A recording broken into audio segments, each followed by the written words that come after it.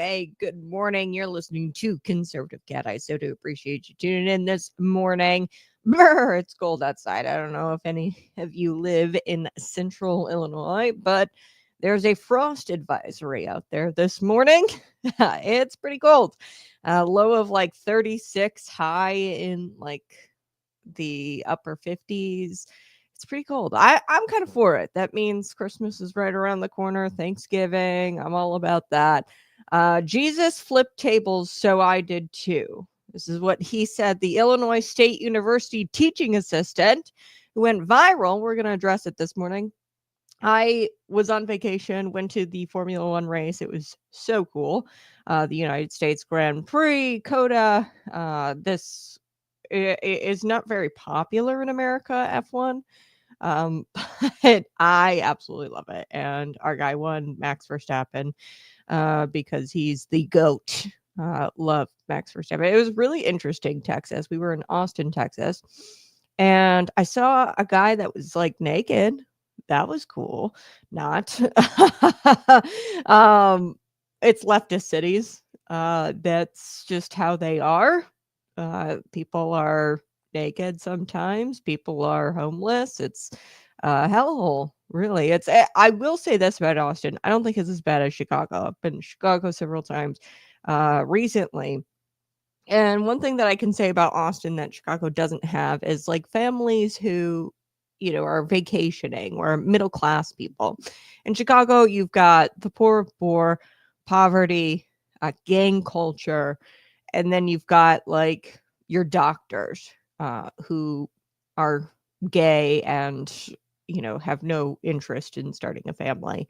At least in Austin, you see some families and some like middle class folk. Chicago, there is a huge disparity there. So, but Austin, Texas was terrible. We saw the No Kings protest. It was hilarious. A lot of these people attending the No Kings protest, and I didn't quite understand. I tried to look it up, but these people just go to protest just to be loud and rowdy. They have no true understanding as to why they're there. So case in point, there were a lot of people that were there dressed up as frogs. That seemed to be a thing, or animals.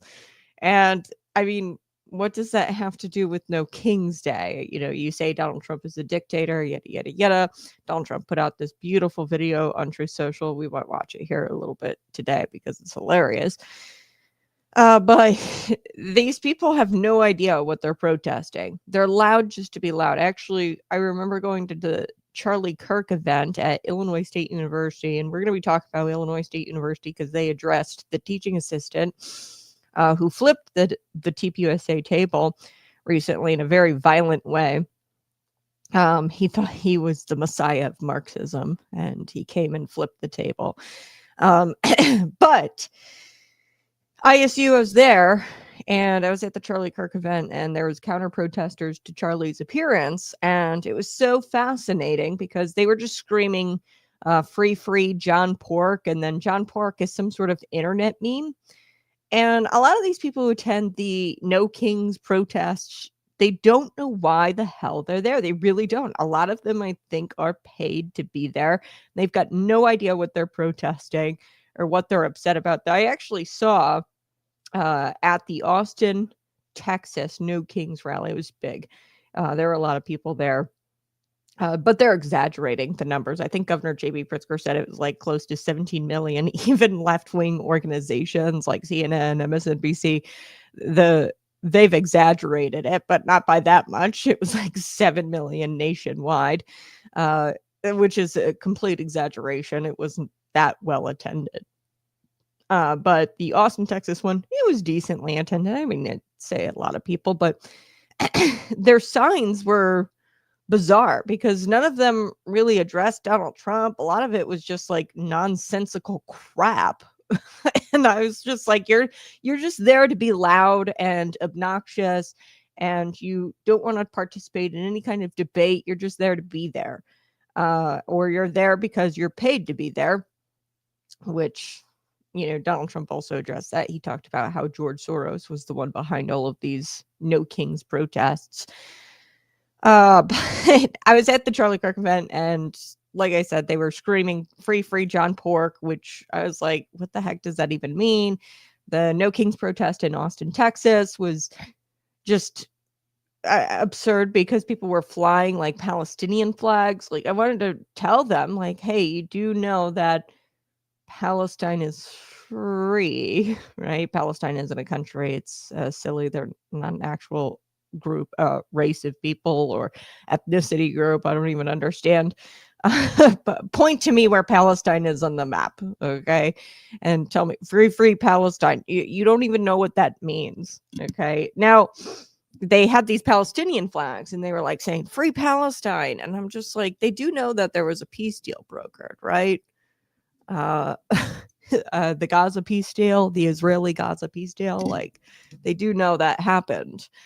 I didn't engage with any of the protesters. To be honest, I was just wanting to have a nice vacation. I didn't engage with any of them. And my favorite was probably this woman. She had a T-shirt on that said, basic decency radicalized me. And I'm sorry. You're the party. I mean, you're all dressed up as frogs. You've got twinks running around with barely any clothes on here in Austin, Texas. And you're the party of decency. And you've been radicalized by decency. Yeah, I'm sorry. But no. Under Joe Biden, I think they had to fire a staffer because he was making porn in one of the committee rooms. So, yeah, I wouldn't say that you're the party of basic decency. It was kind of a culture shock. There was gay bars. There was, an entire street dedicated to the gays in Austin, Texas. It's really sad because there's no morality, no sense of family. I mean, I would say that there's more families in Austin than there are in Chicago. That's one big difference I saw. There's no middle class in Chicago. In Austin, you saw a little bit of that middle class family coming to visit the city for the weekend. They had a few things going on over the weekend. Overall, it was a great trip, though. The United States Grand Prix, we watched fast cars. I'm a huge racer. Like, I love racing. Formula One is really cool. So, and I love Texas. We drove outside of Texas. It's a beautiful state. And outside of Austin, everybody's really deep red. And they love their Jesus down there. It's deep south. It's pretty great. We visited the state capitol. Had to mark that off my bucket list. I learned a lot of cool things. And I think this Saturday, I'm going to do a show dedicated to some of the Tejanos, Mexican, the Texan independence, that war that happened. I'm going to do an entire show on the history of Texas just because I learned a lot about it while we were at the state capitol. And I think it's fascinating, the indoctrination that's going on in our history books and in our libraries, our school children. They are not learning. And there is this down in Texas, it's very odd, where there's this culture of I'm either Mexican or Texan. And like it's like there's this battle, and there's Mexican flags everywhere. I know in the street signs in Austin, there's things that read like Mexican heritage or something like that the city had put up. And it all stems from, you can trace it back to the the war. It was in the 1600s, somewhere around there. 17, maybe 1800. I'll have to look it up. But I'm going to do a total show on the Tejanos time period where the Texans fought for their independence from this Mexican regime. And there's a sentiment down there, a lot of Spanish-speaking people, Mexicans, who believe, there's this sentiment that they believe that they should be a part of Mexico and that they should have won the war or whatever. So we're going to do a Saturday special. If you guys are excited for that, throw it in the comments section if you want something like that on a Saturday.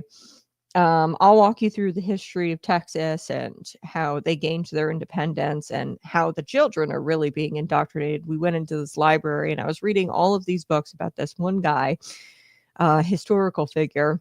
And I don't want to give too much away because I'm going to save it for Saturday. But they painted this guy as a hero, and really he's just a traitor. And all the children's books are about him in this, state capitol library. And I was just like, this is fascinating. They are indoctrinating the children. So we're going to get to that. Man, I just opened the show. I was on vacation. I wanted to fill you guys in on what I saw. Texas is very fascinating. Austin, Texas was odd. Like I said, I saw a naked man. There was also we tried to go to church on Sunday, couldn't find one in Austin because they were all woke. There was actually a church I saw, and this was just total blasphemy and disgusting. And there was a statue or like a sculpture of Jesus laying on a park bench homeless with nails in his feet, like the nail holes in his feet. Jesus was a carpenter. He wasn't homeless. He actually chose like this nomadic lifestyle to go and preach.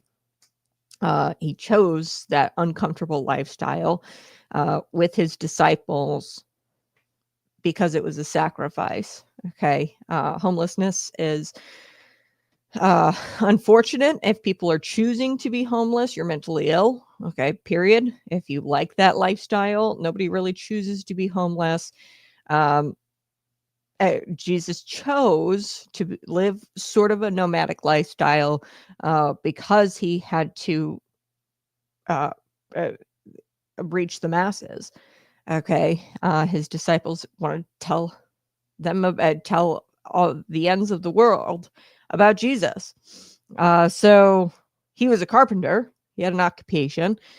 He had a home in Nazareth. So it's just completely blasphemous to depict Jesus, especially after death. They had the nails in his feet, so that suggested he was already crucified, and then he was crucified and then wound up on a park bench homeless. Okay, apparently. And they quoted, I think it was like Matthew chapter 40, something about do unto the least of these. Which, yes, of course, always. I like that is what the Bible preaches is be kind to the poor. Don't treat the poor as less than. But Jesus was not homeless. Okay, he was a carpenter. He chose the nomadic lifestyle, especially after the crucifixion. He didn't wind up on a park bench. Okay, homeless. He resurrected and defeated the grave. Okay, so to depict him as a homeless guy after the crucifixion, complete blasphemy. But there was little to no churches in that area, which is really sad. And if there were churches, they were, gay churches where a drag queen was preaching. So couldn't go in Austin anyway. So the first story I want to get to is the Democrats are already kind of panicking about JD Vance becoming 48. So we're going to get to Jen Psaki. Jen Psaki. She says that JD Vance is so much worse than Donald Trump. Okay, so we'll get to that. And then there's a woke industry that is coming to a screeching halt under the age of Trump. And I am so excited for it because our economy is going to come back. It's going to be one that actually creates products and provides services. So this woke industry is coming to a screeching halt. You won't want to miss it. And then, of course, Pritzker, the pretender, our tax and spend governor, suddenly he wants to act like he's the hero, and he's against Chicago Brandon Johnson's job-killing head tax. So we're going to talk about the head tax in Chicago. Brandon Johnson wants it. Apparently, Governor J.B. Pritzker doesn't want it. I think it's all political theater, and it's manufactured. And this is a way for Governor J.B. Pritzker to present himself as like some sort of moderate Midwestern guy who's anti-taxes, right? Because he's trying to launch himself onto the national stage and make a run for 2028, presidential run in 2028. So it's only 2025.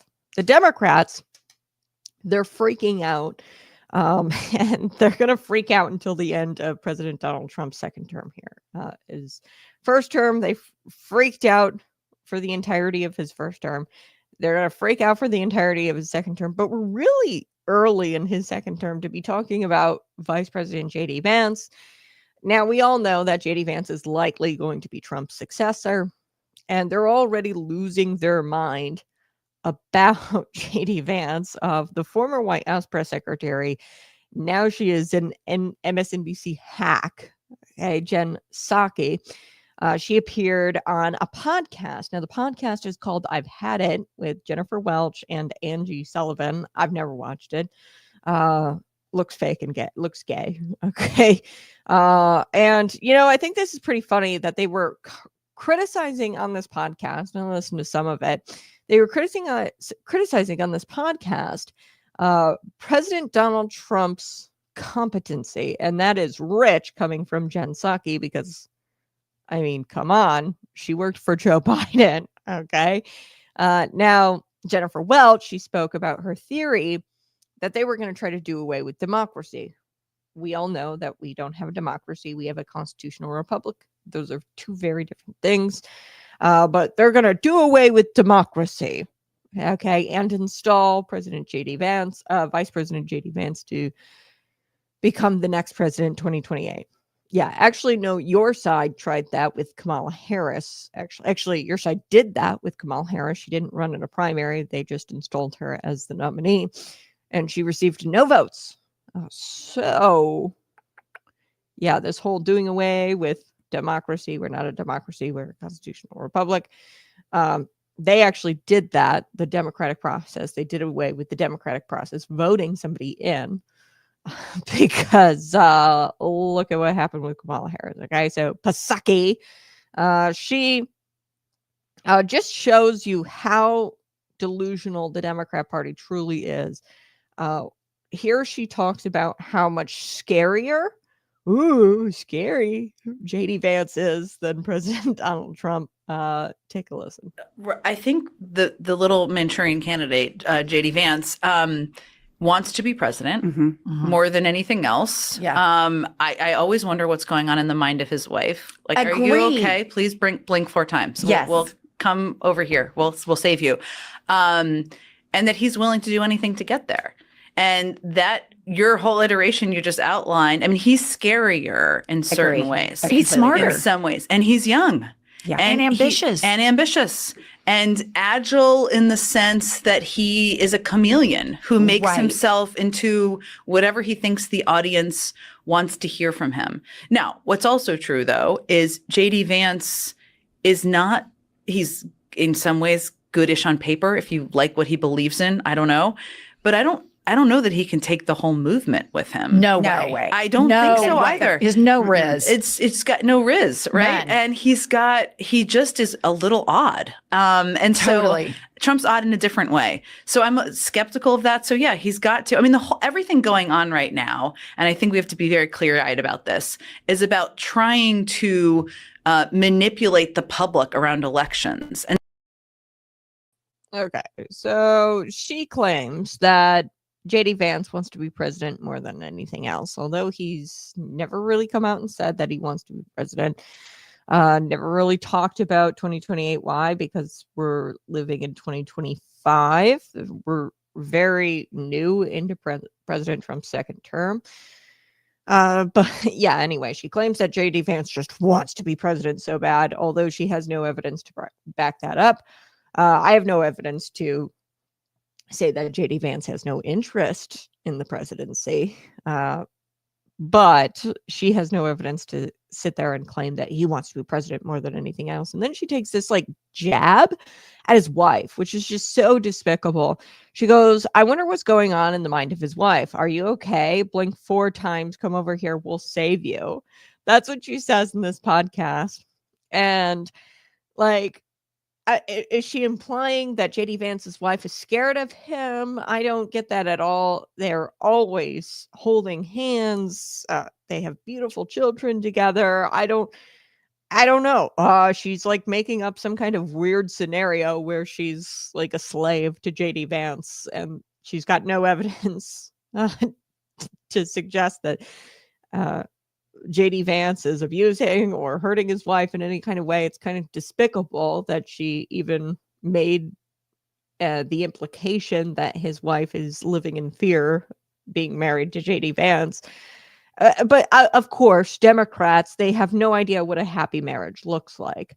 They don't understand what a happy marriage looks like. So then Psaki, she went on, she started freaking out more about JD Vance, and she says that I think that he's willing to do anything to get there. I'm pretty sure, now correct me if I'm wrong in the comment section, JD Vance hasn't even talked about a presidential run. Okay, he hasn't said that he's going to run in 2028. He hasn't talked about his aspirations at all, as far as the presidency. So for her to make that jump to, I think that he's willing to do anything to get there, absurd. He's scarier than Trump in certain ways. He's young and ambitious. She claims that he could make himself into whatever an audience would want from him. And then she speculated that the whole movement, he couldn't take the whole movement with him. And the other woman in the podcast, you heard her agreed. And then she tried saying that JD Vance is weird. Okay, so that was the podcast that she was on.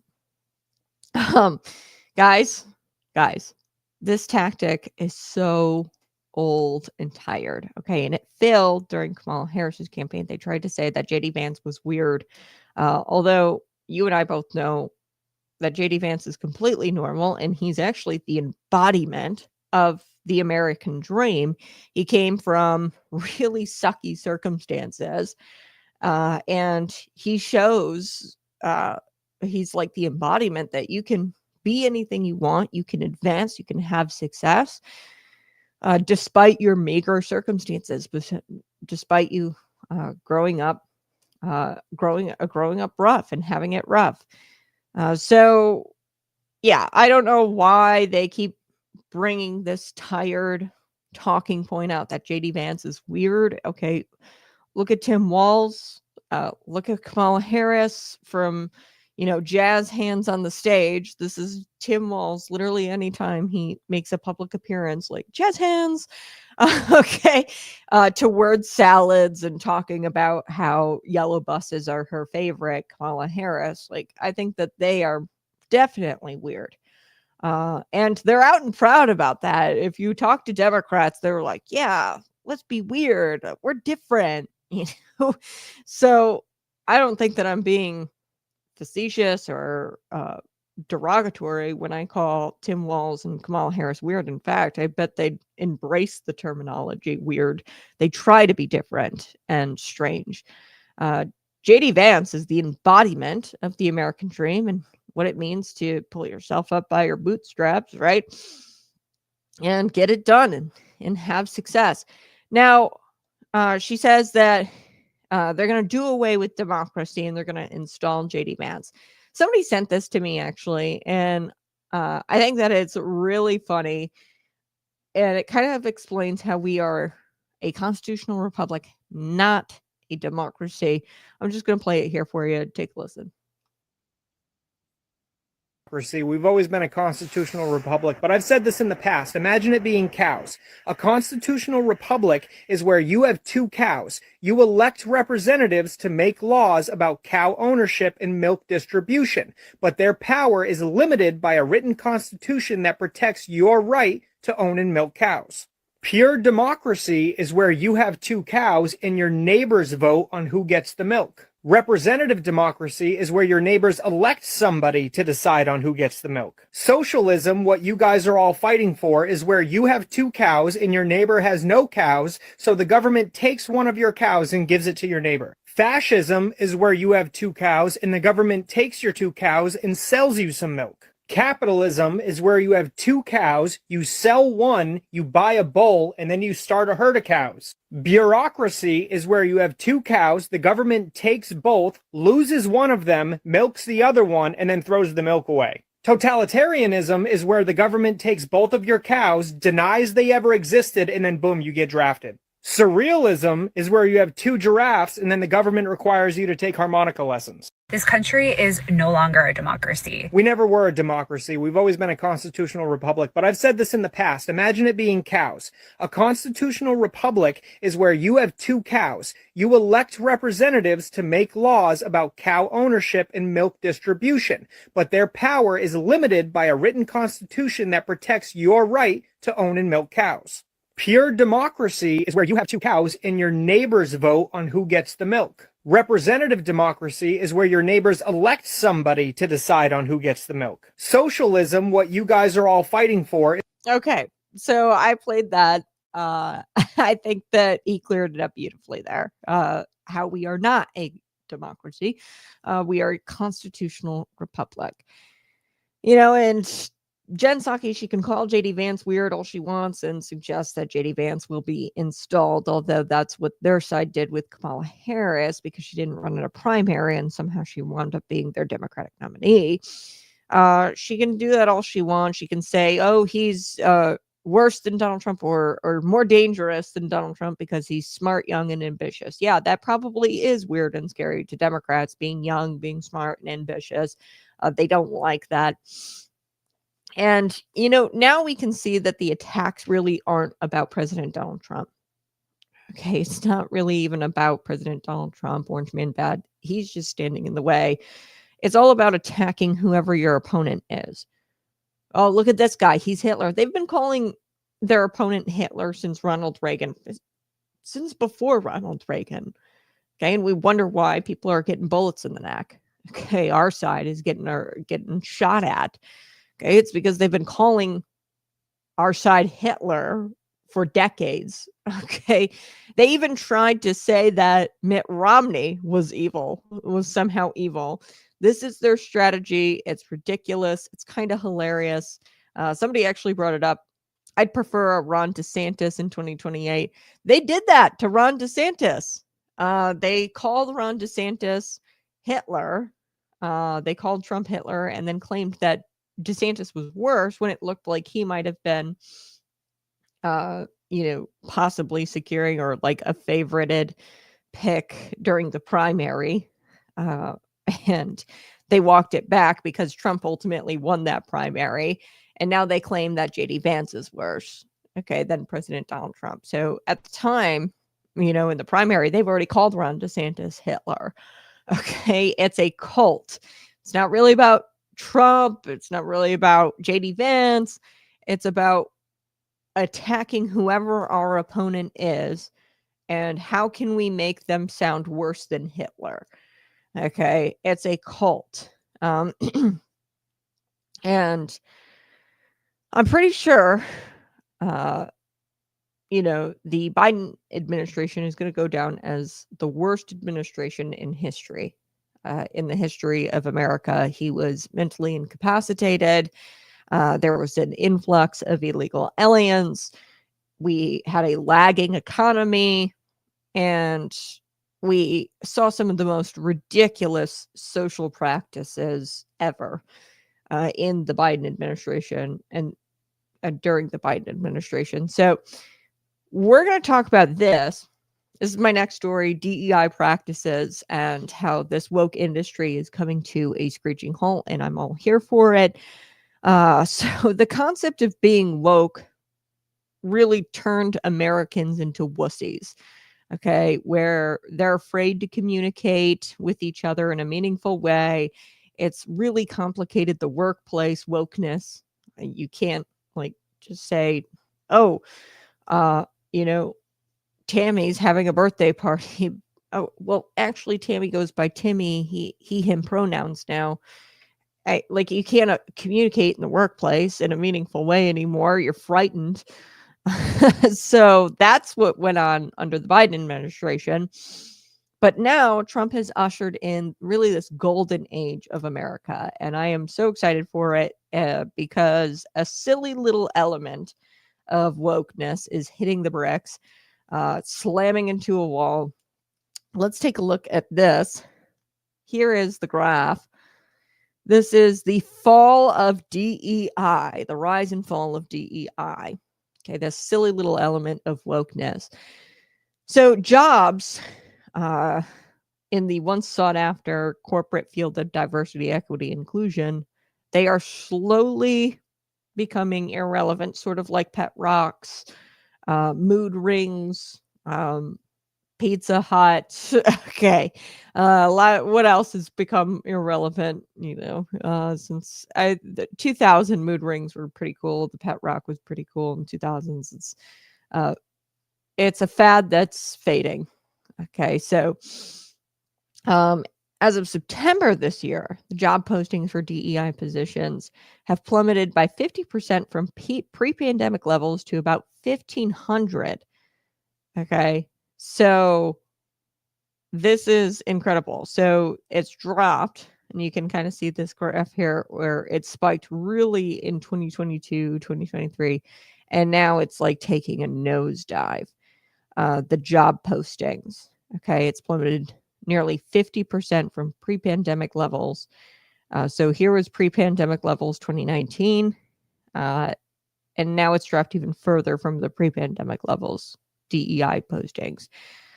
Compare that to 2022 levels, you can see on the graph, when DEI related jobs quadrupled to 10,000 DEI job postings. Okay. So when Trump returned to the White House in January, those jobs were about 6% above 2019 levels. Okay. So 2019 pre-pandemic levels, they were still pretty high in January. Now they're far below pre-pandemic levels, as you can see here. And at the beginning of his second term, Donald Trump made it pretty clear that he was going to be ending DEI practices in the workplace, and especially amongst the federal workplace or workforce. He was going to do DEI in government.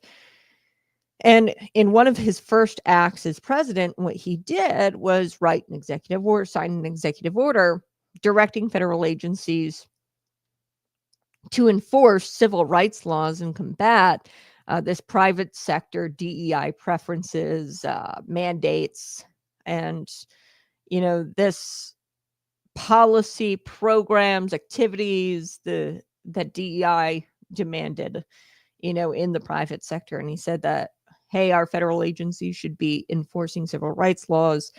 And the Federal Communications Commission, the FCC, has used the discontinuation of DEI practices when approving various mergers. Okay, so that's huge news. Okay, so FCC say there's a merger. They have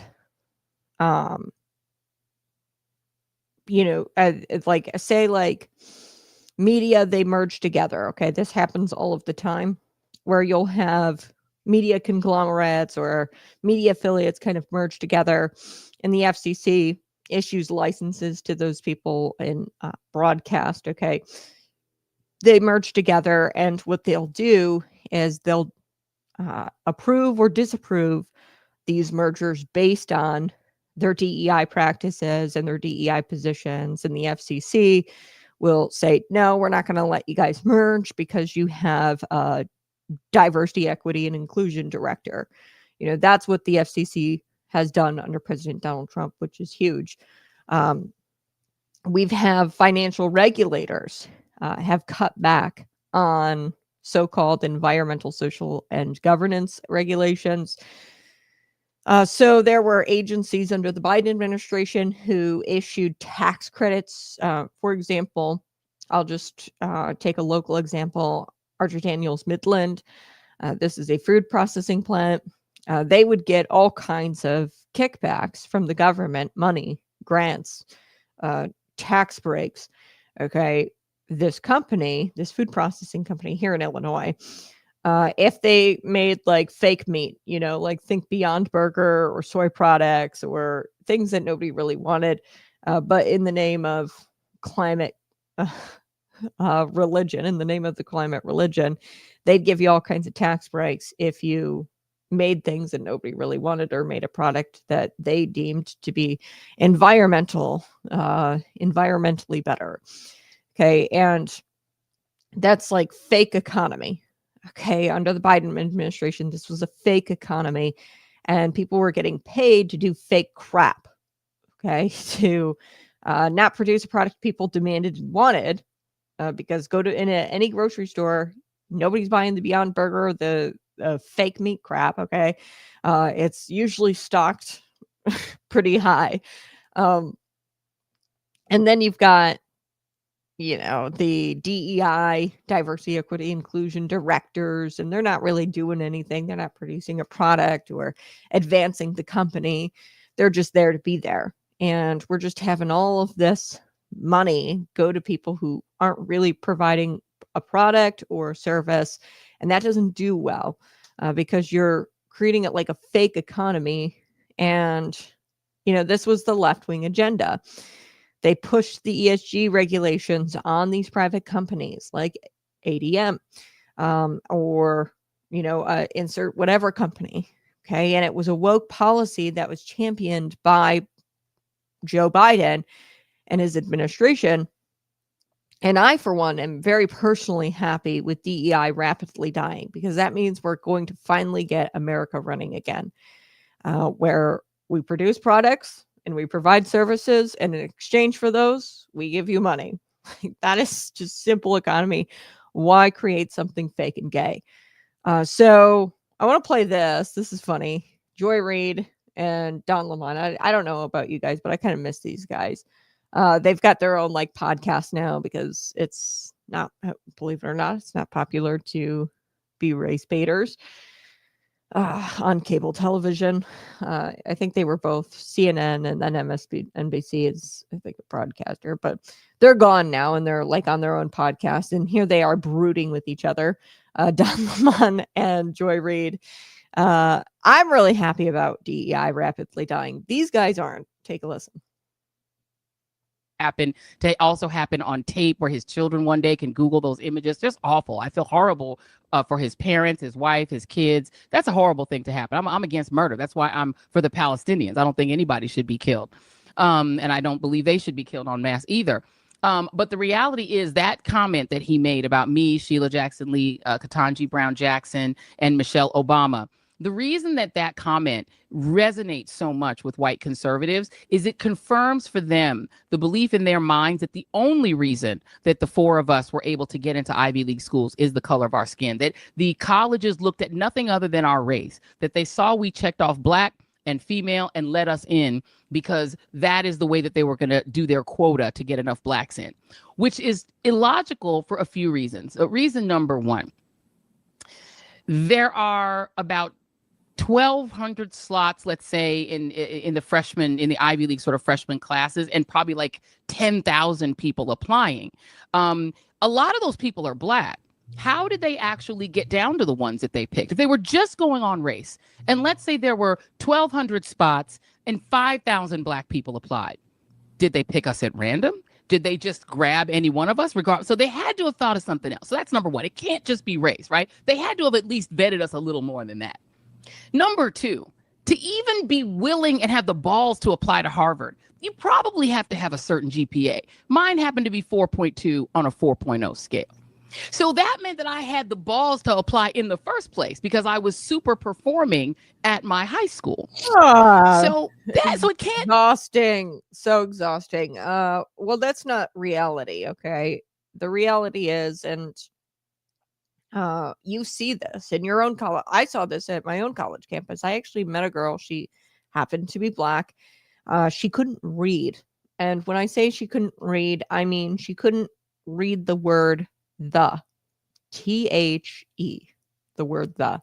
Okay. And I thought she was joking around, playing and kidding, when I sat down with her and we were writing an article together. She was in an internship with me, and I actually talked to, my superior, and I said, hey, we're going to have to fire her. She cannot read or write. She probably shouldn't be an intern journalist, okay, writing articles if she can't read.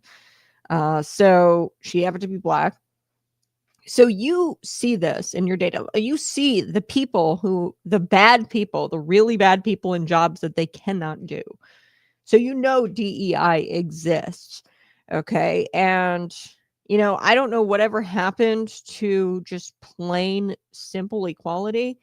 But under the Biden administration, you see that graph that I shared with you, it was gone. Just plain simple equality where race wasn't on the job application. Like, we should just take job applications, college applications, take race out of it completely. Don't disclose your race. And don't put it on the job application. Don't put it on the college application. Whatever happened to jobs based on merit and company fit? Like, that is what we should be all about. And this fake world that they live in, where this is the economy, how woke can you be? And that's how much money you're paid. The woker you are, the more money you get. That fake economy that Biden created is damaging, and we're still living out the effects of that damaging economy today.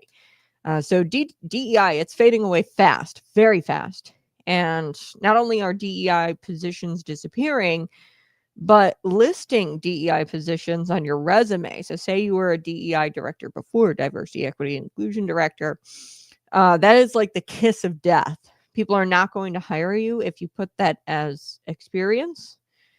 So I would recommend, if you were a DEI director, most likely you're not listening to this show. Maybe you are. I've got my haters. Smash that like button. Share this out with your friends. Subscribe to the channel. I wouldn't recommend putting that on your application. Okay, is the kiss of death when it comes to future corporate employment. Now, many people are scrubbing their resumes of DEI positions, and they're looking for totally different career paths altogether, which is what Donald Trump wants. He wants them to get in a career that actually produces a service or a product and, keeps America humming. Okay. 38% of those who left DEI positions located elsewhere, according to a study, within the same company, and took positions that were not DEI related. So they relocated somewhere else within the same company, but they took positions that aren't DEI related. So these corporations are getting rid of their DEI positions, and they're just kind of shuffling people around and putting them in a different position within the same company. So that's 38% of those who left DEI positions. Now, about half, 55%, took non-DEI positions with other employers. So with a different employer. So they didn't stay in the company, corporation. They actually went to a totally different employer. Just 7% of DEI employees took other DEI positions with another employer. So they're applying to do something else in these other companies, according to studies. And it's fading fast, DEI. So as is often the case with leftist, left-wing inspired lunacy like DEI, it doesn't go away entirely. And you're starting to see this on college campuses. They're starting to rebrand, call it something different, not diversity, equity, inclusion, but maybe cultural responsiveness, social, social responsiveness. They might just change their DEI departments and expand their human resource departments in the corporate world. So among those who once held DEI positions, listen to this, 16% went to HR operations. So, I mean, DEI, HR, it's kind of the same thing, right? They might just sort of rebrand DEI.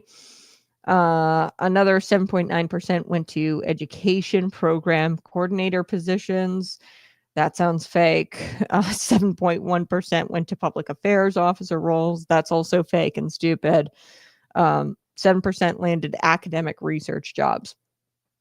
So you can see that a lot of people who were in these DEI positions, they're still going to kind of this fake world. is the best way I could describe it. Like public sector, but also in the corporate world, it's like they don't want to really do anything. Okay. They just want to be paid to make a couple social media posts. Okay. And to study and do academic research. Well, that academic research doesn't do much if it just sits there. And if you guys don't go out and actually, like, they do research all the time in the private sector. And outside of the academic world, like corporate will do that, where they do research and they take that research and actually build things that are of value and that people want. A lot of what these DEI types go for are positions that don't really help anybody. Okay, so or do anything because they're lazy at the crux of it. They just want to be there because they're black and gay or whatever, and they think that that's enough. So they went from DEI to academic research or some of these public affairs positions, which is so fascinating. Like I looked at a major corporation and I actually was going down a rabbit hole, University of Illinois. And I was looking at all of their public affairs communications department because there's like, I don't know, 50 to 100. And you never know who to email, right? I had a question about something for a story I was writing, and I wanted to email somebody, and I couldn't find the guy to email. I was like, everybody has the same freaking title, and there's like 100 people in this communications department. Communications departments should, public affairs, external affairs, these should be very, very small departments. In the corporate world, they are. I looked at a Fortune 50 company, okay, and I was looking at the differences, and I was like, wait a second. Their communications department, and they are employing billions of people, and it's a global company, right? And it's huge, much bigger than University of Illinois. And they have 4 people on their external communications team, and it's very clear who you should email. Like, and then you look at U of I, and their communications team is like 100 people deep, and they've all got the same exact title. It's just not effective. It's not real. It's all fake and gay. It's the best way I could describe it. So Supreme Court Chief Justice John Roberts famously wrote in a 2007 opinion, the way to stop discrimination on the basis of race is to stop discriminating on the basis of race. Americans are tired of being put into boxes and categories when it comes to colleges or college admissions or jobs, getting a job. All of us, regardless of what we look like, who we are, we should not be judged on our race, on our sexual orientation, on our who we sleep with. It should be based on our merits and our freaking talents. Like, come on. And now I want you to be aware of this. Beware of the, rebranding.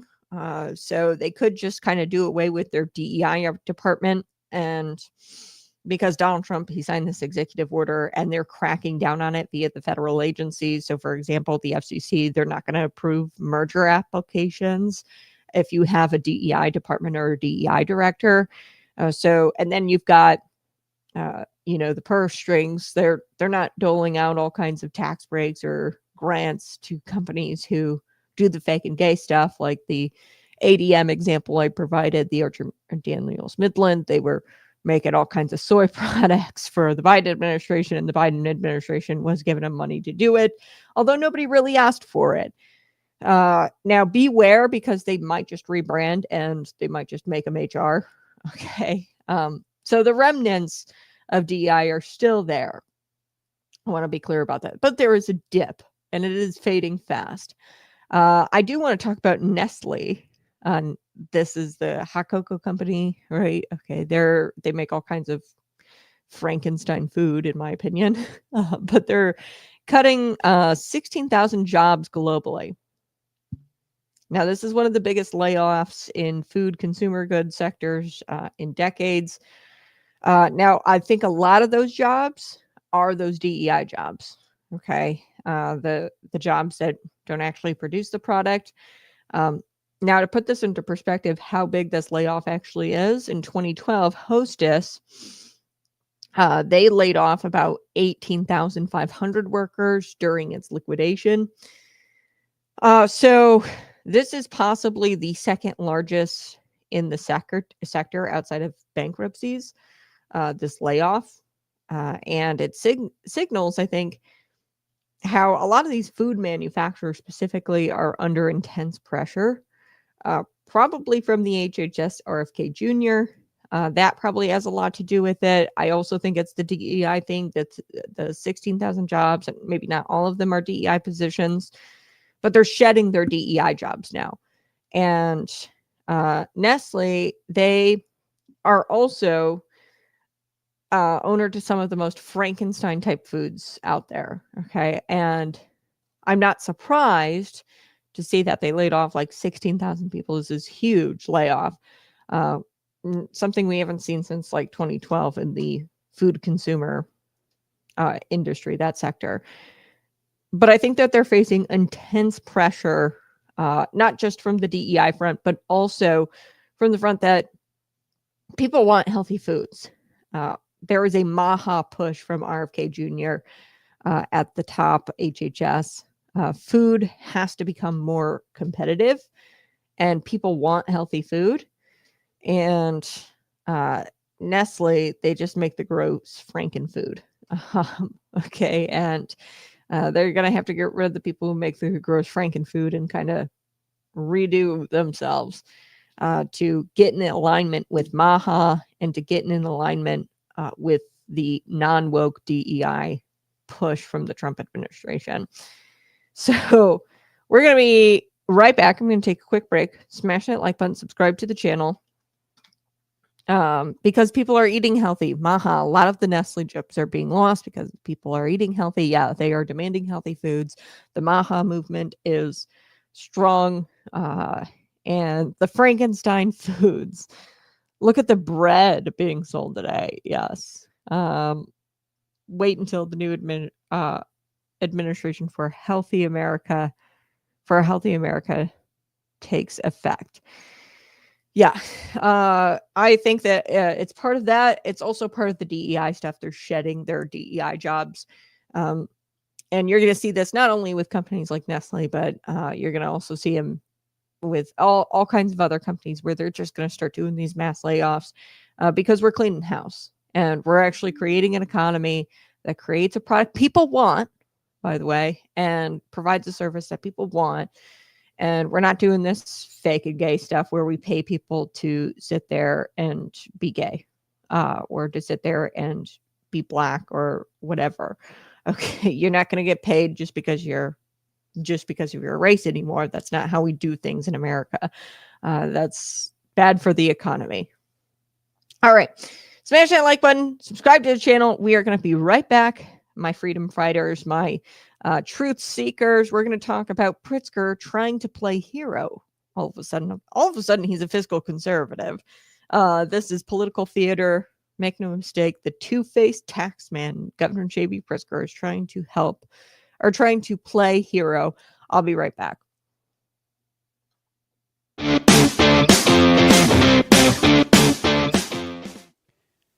Real strength doesn't need applause, and real faith doesn't flex for attention.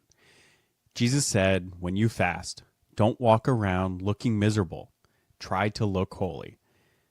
That's not devotion. That's performance. And God doesn't reward actors. Matthew 6, verses 16 through 18, is Jesus calling men to fast in secret, where only the Father sees, because fasting isn't about proving your discipline. It's about pursuing God with hunger, so real, you trade food for fire. You don't fast to earn points. You don't fast to make space. You weaken the flesh so the spirit gets louder. You say no to your cravings so you can say yes to something deeper. But here's the catch. It's got to be real. Not for your boys, not for social media, just you and God. In the quiet, in the dark. That's where rewards are born. In silence, in secret, in the furnace of unseen obedience. You want to be strong in public? Train in private. Fast without a stage. Pray without applause. Obey without a crowd. Your Father sees in secret, and he's the only one who reward what matters. Patriot Pump doesn't give you just energy. It keeps you focused. No fluff, no crash, just clean, hard-driving fuel for men who train with purpose and sacrifice.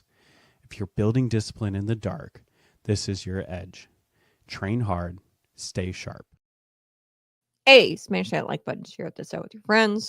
Be sure to buy your bottle of premium pre-workout, patriotpumpenergy.com today. This is the fruit punch flavor. Good stuff. 150 milligrams of caffeine. We're not trying to get you addicted to caffeine and sugar like most other energy drinks. We'll try to get you to be addicted. This is just one scoop with about 12 ounces of water, no artificial colors. Great stuff. Keeps you focused and keeps your energy going all day long. Lasts all day. So we were talking about Governor J.B. Pritzker, and I want to get to this fella because this is a rare sight in Illinois politics where Governor J.B. Pritzker is actually opposing a tax. What? What's going on? You didn't mishear me. No, Governor J.B. Pritzker, jelly bean, he wants to play fiscal conservative all of a sudden. So let me get to it. Don't get too excited, okay? Don't get, should I vote for JB this go around? No. He says he's against the tax. Really, anytime he says he's against a tax, you best believe that there is something political hiding under that frosting of fiscal sanity. There's something hiding. So we're going to get to that this morning. Smash that like button, subscribe to the channel. Let's set the stage. Chicago Mayor Brandon Johnson. He is the progressive darling, the union warrior. He is a terrible mathematician because he just rolled out his 2026 budget proposal, and in it is a shiny new head tax. So what is that? It is $21 a month per employee for any business with 100 workers or more. So that's $252 per worker per year that you've got to pay if your business is 100 workers or more. And I mean, essentially what you're doing is you're making it a crime to have employees. You're making it a crime to run a business, a larger business. Okay, so this guy is allergic to economic growth. Okay, you'd think he's allergic to it. Now, he claims that this head tax, this new Chicago head tax, is going to help address the city's budget deficit. Oh, wow, a budget deficit? Fascinating. Yes, so a budget deficit of $1.15 billion deficit. So here's the question nobody really wants to ask, especially even when it comes to the CTA, the Chicago Transit Authority. Yes, we are live, by the way, today. Live today. I appreciate you being here. Now, nobody wants to ask this question. Same thing with the CTA. Why is it the CTA is broke? Why is it Chicago is always broke? Why is it they have a $1 billion deficit? They've got the highest sales taxes in the nation. They've got crushing property tax burden. They've got a city fee to breathe air. Okay, just kidding. Give it time. Most likely they're going to come up with that tomorrow. But they always need more money. Okay? I can't imagine public transit is very popular in Chicago. Why would you need money for something that people aren't even really riding?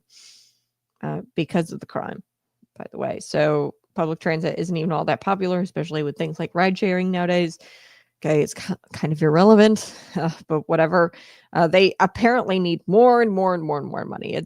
It's not about revenue, folks. It's about mismanagement, pensions, corruptions, payoffs to every single special interest group who got them elected. Okay, that's what this is all about. And that's why they need this head tax. So Chicago actually tried a head tax before. Most people don't know this.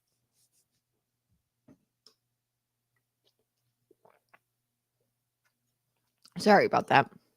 My throat's like closing in on itself. Okay, Mayor Rahm Emanuel. Most people don't know this. In Chicago, they tried this in 2014. And surprise, it killed jobs and businesses fled the city and revenue tanked because it killed jobs. They weren't there anymore. And now Brandon Johnson, he wants to bring it back from the grave. Zombie tax. Ooh, creepy, crawly zombie tax crawling out of the fiscal graveyard. Okay. So Governor J.B. Pritzker comes along, our billionaire, and he's saying that he's opposed to this new head tax, which was fascinating because I've never heard Governor J.B. Pritzker oppose a tax ever. But he's probably got his reasons why, and I'll get to that here in just a second. Take a listen. I am absolutely foursquare opposed to a head tax for the city of Chicago. It penalizes the very thing that we want, which is we want more employment in the city of Chicago. And it makes it very hard to attract companies from outside of Chicago to come into Chicago, and harder for companies that are in Chicago to stay. And we're a state that had a bad reputation. And when I came into office, and I've spent 6.5 years trying to turn that reputation around, balance our budgets, attract businesses, create incentives for businesses, cut taxes, do everything that I could possibly do to attract new businesses and to keep businesses here, not just here. I want to address that really quick. He's not balancing budgets. It's political math. What they do, they put money away in the rainy day fund, but they have debt. Okay, it's kind of like having an insane amount of credit card debt and then you storing away money in your savings account and then saying that your finances are healthy. They're not, because you have $150 billion in pension debt, dude. So the budget is not balanced. And then they take out loans, more and more loans, because they have that rainy day fund or because they have surpluses, like, say, for example, in the transportation fund. So they do this manipulation, this political math, and it gives him the chance to say that our budget is balanced and that our credit rating keeps going up, because credit ratings don't look at the whole financial situation. They're looking at things like, you have a state law that requires you to pay us first. Okay. And that means we're going to give you a good credit rating or a better credit rating because you've passed this state law that requires you to pay off your bonds first. So he's just a straight up liar, saying things like, I balanced the budget. That's a flat out lie. It's actually ballooned from $30 billion to $55 billion. What the hell are we spending it on? Oh, wait, we're doing the same thing Michael Madigan did, but we're just doing it with the nonprofit sector now. And then he goes on and says, actually, I'm, doing tax incentives. Yeah, you're picking winners and losers. You're choosing companies to come here, companies like Goshen, who have ties to the Chinese Communist Party, and you're giving them all kinds of tax breaks, and you're picking winners and losers. I thought you were anti-billionaire. You were all about the working man, working families. No, we have to pay an insane amount of taxes, but guess what? Goshen, who has ties to the CCP, they don't have to pay taxes. They get a, $530 million tax break. Okay. So yeah, I had to jump in because he's just lying, and I had to clarify. So take a listen. Here, but growing here, expanding here. When they decide they want to do something new, I want them to do that here and not say, well, yeah, we've got our facility here, but the next facility we're going to build somewhere else. So that's, I think, all of our jobs in government, right? We need more jobs. And FYI, you're talking, this is in the context of trying to balance a budget. There are three things and knobs you can turn, let's say, to balance a budget, right? One of them is you can cut expenditures. Another one is you can raise taxes, raise revenues that way. And the third one, and this is the one I prefer, is grow the economy, because your revenues increase if you grow the economy, right? And it helps you pay for the things that you think really matter. And so those are all three knobs that can be turned, but the economic growth one is the best for everybody. And so I think we ought to be focused on that most of all. But you got to balance the budget. There's no doubt about it. I prefer growing the economy to the other two methods. Oh, boy. All right. So let's break this down. Let me quote him directly. He says, it penalizes the head tax in Chicago, the very thing that we want, which is employment in the city of Chicago. Well, somebody get this guy a medal. Okay, because this is the same guy who has signed off on over 50 tax hikes since 2019, according to the Illinois Policy Institute. Okay, suddenly I guess he's found his inner fiscal conservative. 50 tax hikes, come on. What's the bigger play here? Okay, what's going on politically where he's coming out and he's saying that he's against the head tax? Okay, let that sink in. From everything to your gas doubling. Remember in 2019 they voted to increase your gas tax, double it. Republicans and Democrats alike. He signed off on it, and since then it goes up incrementally, automatically. Every year, and they don't have to vote on it. It just automatically goes up.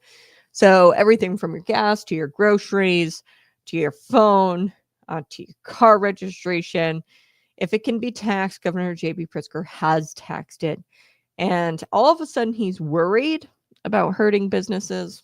Okay, what's really going on here? Okay, Chicago Democrats, they're certain to eat their own here, and I'm totally here for it. But it's not because they found out or Governor J.B. Pritzker was like, oh, I'm a fiscal conservative all of a sudden and I'm against taxes. No. He has found leverage.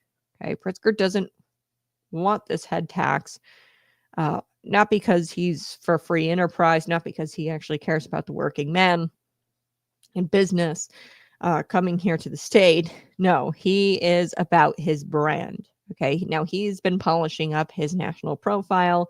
He's inserted himself in national news, the gerrymandering thing, the Texas Democrats, ICE, and the anti-ICE protest in Chicago. He's inserted himself in the national spotlight here, and he's trying to polish up his national profile. And I mean, at this point, he's probably on every blue state donor shortlist for this future presidential run that he's eyeing. So yeah, he's out there playing the pragmatic, fiscal conservative, Midwestern Democrat. That's what he was doing here. Okay. And I wouldn't be surprised if this whole thing wasn't manufactured. You know, they wrote up the 2026 budget proposal, put this in there. They've got no intentions of actually implementing this head tax proposal. They'll probably tax you on something else, and it's probably buried deep in the budget proposal, but they've got this head tax. They're probably not even gonna, this was probably all manufactured just so that way Brandon Johnson and JB could kind of go back and forth and, at the expense of Brandon Johnson, Pritzker starts to look a lot more reasonable. Okay. Brandon Johnson, he proposes a tax that's really bad for Chicago. So bad that even the Chicago elite cringe. And Pritzker, he seizes on this moment to make himself look more like a pragmatic fiscal conservative from the Midwest to polish up his national profile. This isn't courage. I think it's all done calculation, via calculation. He's calculating, and they're trying to make him look better than the guy who's, Brandon is, there's no coming back for that guy. He's done. He's toast. He's a part of the defund the police crowd. There was a clip of him, and I think that this destroyed his political career. He said law enforcement is a sickness. Okay. Brandon Johnson's done. So at this point, how can we, Governor J.B. Pritzker and Brandon Johnson and the Democrats, the Chicago Democrats, are thinking, okay, how can we use this Brandon Johnson's political career's demise? How can we use it to our advantage? How can we leverage this situation? So at the Economic Club of Chicago appearance, no, this was Governor J.B. Pritzker's appearance here. He's a board member. He said that there were 3 knobs to balance a budget. Now, I've talked about how they do political math to balance the budget. They create these fake surpluses. We don't have surpluses here in the state of Illinois, Why? Because we're $150 billion in debt. We're not funding health care for our state workers, our state employees, although it's been mandated by the Supreme Court. It's wildly underfunded. And he laid out his 3 knobs of a balanced budget. Now, I've talked about how they balance the budget. It's through taxation and raising the taxes. That's one way they do it. But another way that they do it to try to make Illinois appear fiscally healthy, they do these random surpluses in these different. So the Illinois Department of Transportation fund, or the road fund, they've got a surplus there of like $3 million surplus. And then they've got like a rainy day fund, and they use those to get better credit ratings. It's political math. Now, he says there's 3 knobs to balance the budget. You can cut expenditures, which they will never do. The government will never cut which is what they should do. 2, you can cut expenditures. 2, you can raise taxes, which is what they do all the time. 3, you can grow the economy. Now, I'm not even really for the third option. I would say cutting expenditures. Illinois has, like I said, our budget is ballooned from $30 billion to $55 billion since Governor J.B. Pritzker took office. I mean, that's insane. What the hell are we spending money on? Okay, and I'll tell you what we're spending money on. It's on all these nonprofits. Really, it's special interest groups who helped get these Democrats elected. So, for example, the Illinois nonprofit organization, what is it? The ICER, it's the Immigration Coalition for Refugee Rights or something. They got like $60 million in the course of 7 months from the government, which is insane.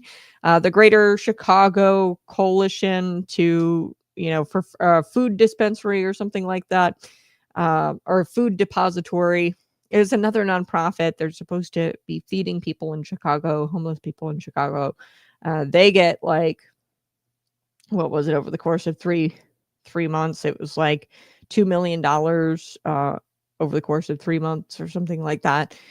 It's all these nonprofit organizations who are getting the taxpayer money. And then what happens is the taxpayer money goes to these people with these high exorbitant salaries. So, for example, the Greater Chicago Food Depository, they have an executive director at the tippity top who's making $400,000 a year. That's a payoff, okay, with taxpayer money, potentially. That it's how this kind of stuff works anyway. I mean, I'm not going to say that the food depository, I'd have to look at the breakdown, and they don't provide the breakdown in the tax filing of these nonprofit organizations. It's all kind of lumped up together, donations and taxpayer money that they get. It's publicly funded, okay? But you have these people who are getting paid exorbitant salaries. At least some of that's going to be taxpayer money. I would imagine it's all kind of lumped together. But then these people turn around and help get the Democrats elected. How? Press releases. The people that they employ in these nonprofits go out door to door, start knocking for Democrats. Okay. I mean, press releases applauding legislation that the state lawmakers are crafting. Okay. And it's just that is where your money's going. That is what they're spending the money on. And they won't ever talk about cutting those expenses. Why? Because that is security to keep them getting elected. And notice how Pritzker, he doesn't talk about cutting expenditures. He goes, no, I just want to grow the economy. Okay. He's really bad at picking winners and losers. Okay. I'm kind of against this, the tax credits for certain corporations. There's states that don't do it at all. Like, for example, Missouri, they don't issue tax breaks for corporations based on, sector preference, the governor's sector preference. So, for example, JB, he'll give it to like EVs, said the electric vehicle sector.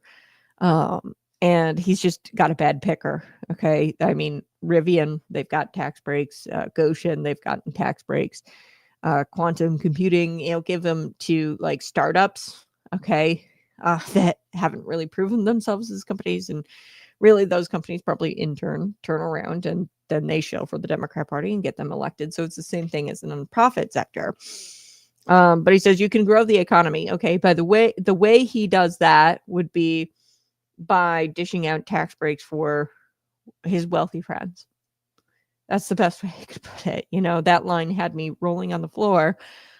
He goes, I prefer, the third way. The third one is the best, growing the economy.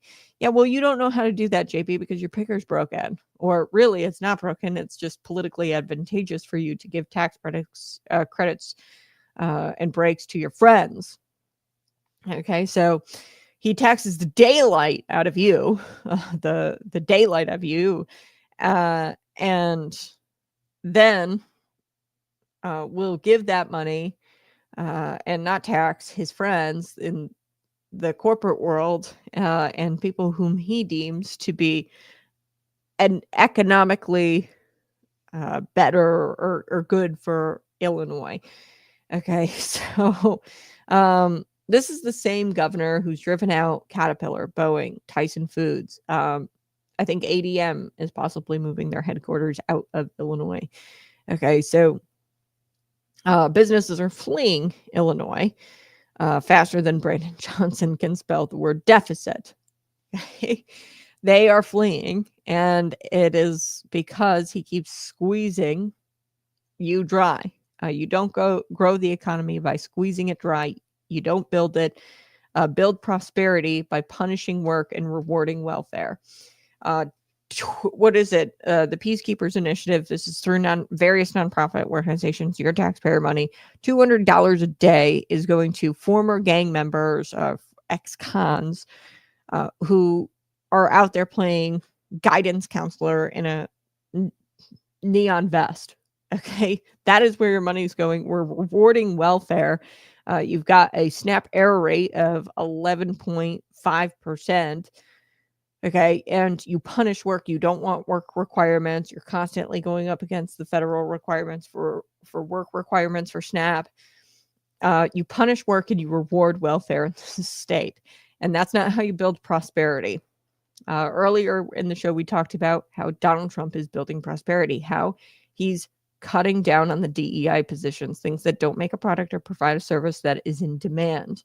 And he's building prosperity by creating an economy that people, for example, the no tax on tips, genius, blue collar work type, hairdressers, they go and they provide services that are in demand. Okay. Hair service, food service, like that stuff is always going to be in demand. And he's incentivizing people to work in an actual job. He's not rewarding welfare.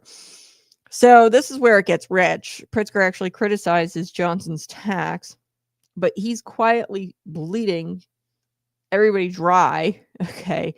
Businesses that have returned via our state code, especially through hidden cost drivers like regulatory fees, environmental permits, the franchise tax, which they were supposed to suspend in 2024, but they're not suspending until 2027 or whatever. The franchise tax is taxing a business simply really for existing and doing business here in the state. That's it. It's a fee on their own invested capital, not on profits or sales. Okay, so in Illinois, we have something called the franchise tax, and it was supposed to be suspended in 2024, but they kept it. So they are all about that, like third, prong in his little spiel about the three knobs of a balanced budget. He raised taxes and he didn't suspend any of the taxes. The 2024 franchise tax, it was supposed to be suspended in 2024, but they kept it until 2027. Okay, so it's a lie to say that he is pro the third one, and he might be pro the third one, but he's got a bad picker. He picks a lot of these startups that haven't really made anything or done anything, and they're not really economically advantageous to the people of Illinois. He's spending money on his friends, on wealthy corporations he deems worthy. For example, Goshen, Rivian, whatever. There's not really a demand for electric vehicles. Why would you give them a tax break? Makes no sense. So I will say Republicans do this where they give tax breaks to preferred sectors. For example, AI. You'll notice in the coming years, there is a stance Illinois Democrats have taken, which is shocking. I would have thought that they would have taken a pro AI stance, being that they're anti-humanist. But I'm not anti-AI. It's very helpful, useful to me. But they have taken pretty much a stance. Notice how they've spun the electricity rates going up, and they've spun this, and they said that it's all the data center fault. It's all their fault. These data centers that produce AI, which I'm not saying doesn't take a lot of electricity, but I'm telling you that's not the problem. It's because we've transitioned our grid from, things that work like nuclear and coal to wind and solar, things that don't work. Okay. Now, Republicans have decided to go all in on the data AI centers. And you're going to see a lot more of those popping up because of the federal tax incentives that Donald Trump, he's met with Mark Zuckerberg. He's met with all the tech bros to try to get AI here. And why is Donald Trump doing that? One, is a winner. Okay. Governor J.B. Pritzker, unlike President Donald Trump, doesn't know how to pick them. Okay. He's got a bad picker. Donald Trump is picking a winner, AI. This is a data centers. These are winners. And he's trying to beat China, I think, in it. So China, we know that they've got a stranglehold on new energy. So like your wind, solar, electric vehicles, they've kind of got a stranglehold on those sectors of the economy. They do a crappy job. Let's face it, anything made in China is pretty crappy. Case in point, the solar panels that catch on fire on top of rooftops everywhere. Like, make a decent inverter, will you? So Donald Trump is trying to race with China as far as the AI data centers. Now, I'm not totally for this. This is more of a libertarian view that I have. I wouldn't call myself a libertarian. I'm definitely more authoritarian than a libertarian. Right is right, wrong is wrong. That's my position. And don't like it? Too bad. Cry about it in your little corner. Okay? You lib. But this is one of my more libertarian stances where I say, hey, tax credits, not great. Because I don't want my politicians to be in the business. It's really not their job to be in the business of picking who's going to be an economically advantageous and who we're going to give tax breaks to and who we won't. It's really not their job to play Shark Tank with your money. Okay. So the franchise tax, there's regulatory fees, environmental permits. A lot of this is just bleeding businesses dry here in the state of Illinois. That's why you see things like Tyson, Boeing, Caterpillar, they all left Illinois. And this franchise tax was actually supposed to be repealed in 2024, but Governor J.B. Pritzker, like I said, he's not in the business of cutting taxes. He is in the business of adding taxes, 50 new ones, actually, according to Illinois policy, 50 new tax hikes under Governor J.B. Pritzker since 2019. Now they are trying to squeeze as much as they can. It was supposed to be suspended, the franchise tax, in 2024. Now they're going to squeeze as much as they can over the next few years. 2027 is the next. And even then, I'm not of the belief that they're going to suspend that tax. So Illinois is the only state where you can punish success and call it fairness. And quite literally, the franchise tax is just a tax on businesses for simply existing in the state. Okay, so this is political theater, what Governor J.B. Pritzker is doing, saying that he's anti-head tax. And if not, it's completely manufactured to try to paint him as the pragmatic Midwestern Democrat candidate who's trying to polish up his national profile here. Okay, so You know things are bad in Illinois when you've got Democrats fighting over which tax is least stupid. On one hand, you've got Brandon Johnson, the socialist mayor, who thinks money grows on trees. Then on the other hand, you have Governor J.B. Pritzker, the billionaire governor, who taxes everyone else's paycheck while his paycheck sits in an offshore account and a trust fund and just grows and grows and grows and grows and grows. And then he can gamble it away and make $1.4 million playing blackjack in Las Vegas or whatever, or playing cards in Las Vegas. So really, this isn't a true battle between economic philosophies, okay? This is a turf war between two factions of the same broken system. And I think it's completely manufactured in order to bolster Governor J.B. Pritzker's national profile. You've got the Chicago machine, Brandon Johnson, and the Springfield dictatorship, okay? Both of them live off your money. Both of them tell you that they care about the working class. Both of them think that you're too distracted to notice.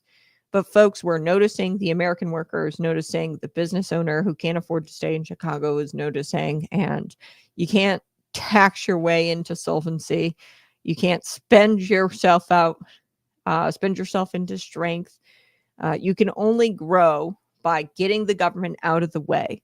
Okay, even the third option that Governor J.B. Pritzker talked about there, growing the economy, he's talking about tax breaks for certain industries that he deems worthy. You can't even really grow the economy that way. You can only grow by getting out of the way and letting free enterprise do its thing, letting the free market do its thing. Okay, and that's why Missouri does so well, right? So I want to take a step back. Let's look at this through a Christian lens.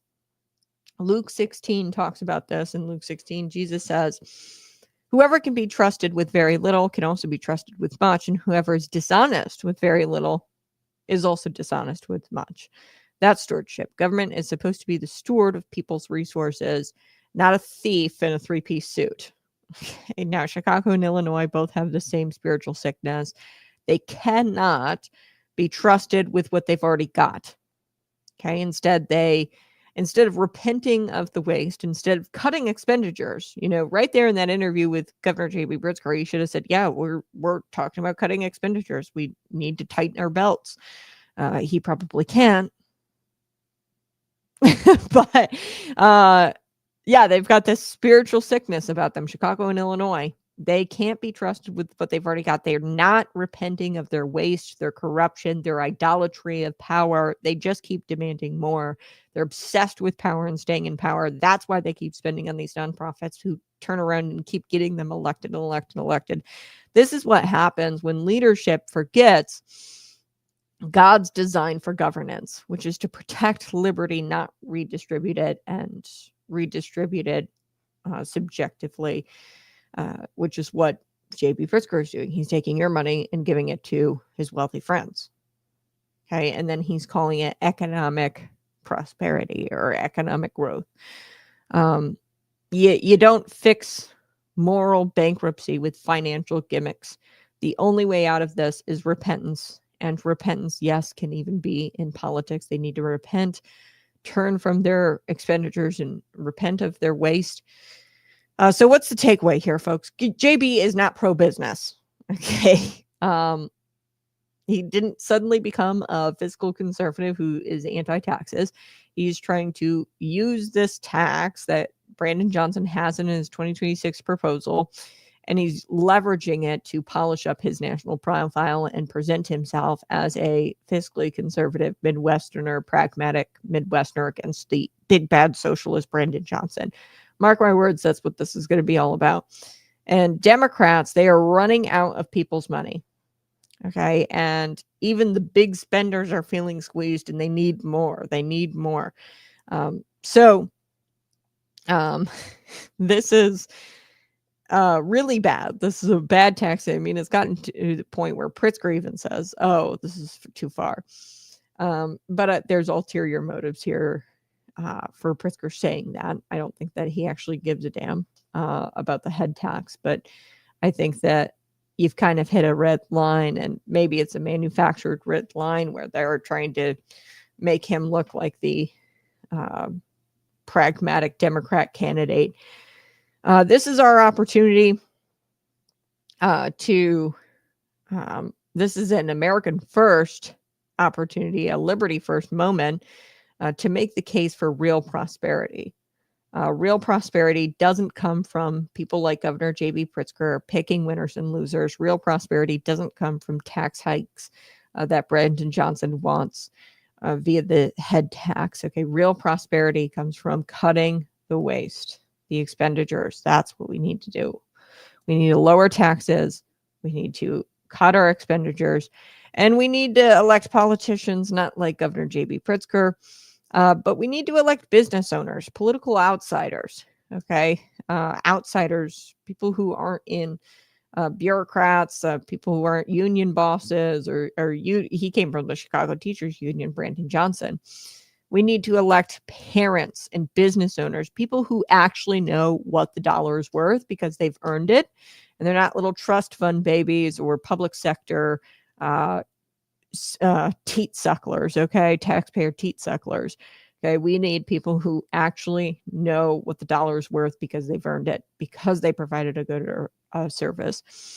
So the next time you hear Governor J.B. Pritzker lecturing you about the economy, remember, he's the arsonist claiming credit for putting out the fire he started. Okay, he's not actually about growing the economy. He's just trying to raise his national profile because he's running for president, probably in 2028. So Brandon Johnson's head tax is another act. Okay, that's what this is. It's political theater. And here it is. This is Illinois' same cycle. Tax, fail, repeat. Tax, fail, repeat. Okay, we've got to start putting actual stewardship first in liberty before this leverage political theater game where J.B. Pritzker and Brandon Johnson go at it to try to make J.B. look better to be elected to Congress. All right. Do want to get to a couple of the things this morning. We are going to get to the New York mayor's race. Mamdani is the favorite. And I'll tell you about the other candidates here coming up in just a little bit. I'm going to take a quick break.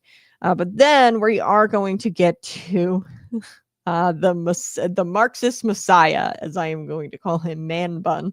The Man Bun Marxist Messiah. This is Derek Lopez.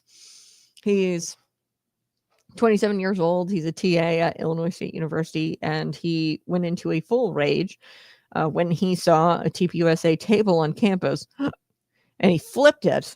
Okay, flipped the table. And we're going to chat about that. I know you guys have been patiently waiting for me to get that story this morning. Smash that like button, subscribe. We'll be right back.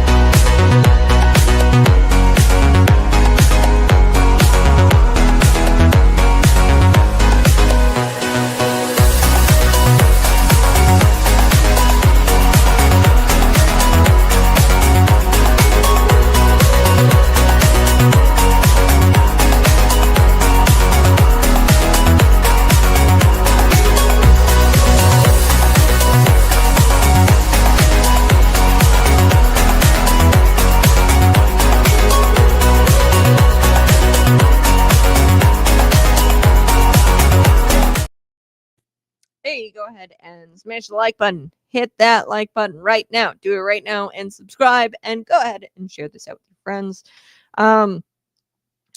I am so excited to tell you, yes, must be elected, save New York. Yes, Curtis Sliwa. I don't think that's going to happen looking at these polls, but you never know. Maybe, I don't know, by the grace of God, this guy would get elected, but I don't know. And I don't know if he should step out to give Cuomo a better chance. New York is crazy. So let's get to the story. There's an upcoming mayoral election in New York. And if current polling is any prediction, this is going to be a disaster for the Big Apple. Voters of New York, they are going to get the government that they voted for. Good hard socialism of the Ugandan variety under Zoran Mamdani, who, like so many on the left, have never done an honest day's work in his life. And Mamdani, he faces the former New York governor and Democrat Andrew Cuomo. And there's, of course, this guy who I love. I mean, he's a Republican, Curtis Sliwa. Sorry. He is the founder of Guardian Angels, which is a nonprofit organization. Mamdani is horribly. This is terrible. He looks like he's going to be the favorite to win. Now, a new poll has been released, and it shows that if Curtis were to drop out and throw his support behind Cuomo, Cuomo might be able to win. Maybe. Now, that's a heck of a crossroads there in New York to come to, because you've got Andrew Cuomo, and it looks like he might be a better choice than Mamdani. Still a terrible choice, but maybe slightly better than Mamdani. AARP, this New York survey, published last week, shows Mamdani in a head-to-head scenario with the former New York governor, Andrew Cuomo, leading 44.6 to 40.7, with the vast majority of undecided voters aged 50 or older. So it's like this older crowd that are very undecided, which could help Cuomo in a head-to-head race. But we still have Curtis, and he's kind of the outlier here, or the could sway it one way or another. Now, he's made it very clear that he's not getting out of this race. Curtis, or Cuomo, sorry, his support among older voters has increased by 9 points since August of this year. So Mamdani doesn't do so well with the older crowd. If Cuomo were to drop out, here's what it would look like. Curtis Silva would have a 10-point jump, and he would be at 31.5% of the vote in a head-to-head against Mamdani. Okay, so the decisive factor in this race is going to be the older voters who haven't made up their minds yet, and they do seem to go more towards Andrew Cuomo. But regardless of anybody staying in or dropping out, these numbers are not encouraging, even if Mamdani still leads Cuomo in a head-to-head. Like, even if Curtis were to drop out, it's a tighter race, and there are undecided older voters in that race. But even if Curtis were to drop out, Cuomo would still have to make up like 4 points, a 4-point lead, because like I said, it was 44.6%. Mamdani leads Andrew Cuomo by 40.7%. So Andrew Cuomo, 40%, and Mamdani, 44%. So where is he going to make up that 4% lead? Is it really going to be among the older undecided voters? I don't know. But if Curtis were to drop out, it would make the race tighter. But there's only a couple of weeks to go, November 4th, okay? And Curtis has made it very clear that he's not going to be dropping out and throwing his weight behind Andrew Cuomo. Although that might be the only slight chance that Mamdani could be stopped. And I'm not saying he should do that, Curtis. I want Mamdani to be stopped. I feel bad for the people of New York. There probably will be no New York left after a Mamdani a reign. That's what I'm going to call it, a reign after his kingdom. Kingdom. But here's the catch. Curtis, he has made it very clear in no uncertain terms that he will not be dropping out of this race under any circumstances. Here he is. He was caught on Fox News. Be very clear. I am not dropping out. under no circumstance. I've already been offered money to drop out. I said no. Distant from that, there were threats against Nancy and myself. I now have to have armed security with me, former NYPD officers. Never had that in my life. And so now in this last minute, there's this push to get me to drop out. I was trained as a young boy, like many of you, that it's one person, one vote. I was never taught at PS 114 or Builder C Junior High School in Canarsie that it's one person, one vote, but the billionaires end up picking who's going to be your mayor, and the political elite will make that determination. I trust the people. So let's be very clear.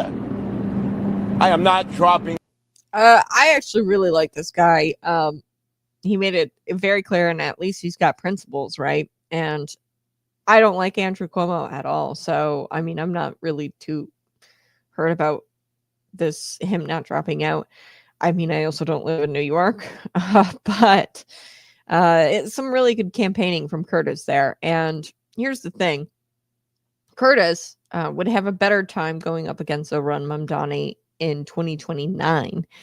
I think that if he stays in and doesn't drop out, he would have a better chance at unseating Zohran Mamdani in 2029. We can safely predict that this Democrat socialist, he's going to run this state into the ground. And Mr. Curtis here,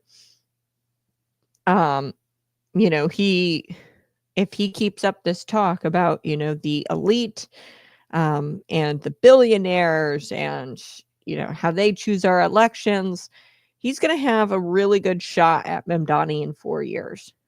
So in 4 years, there probably won't be any billionaires left. In 4 years, there's not going to be any jobs in New York. There's not going to be any stores, and who knows, probably no electricity. So he's going to probably have a really good shot, especially if he stays in this race and makes a name for himself in these next 2 weeks. He would probably have a good shot at 2029.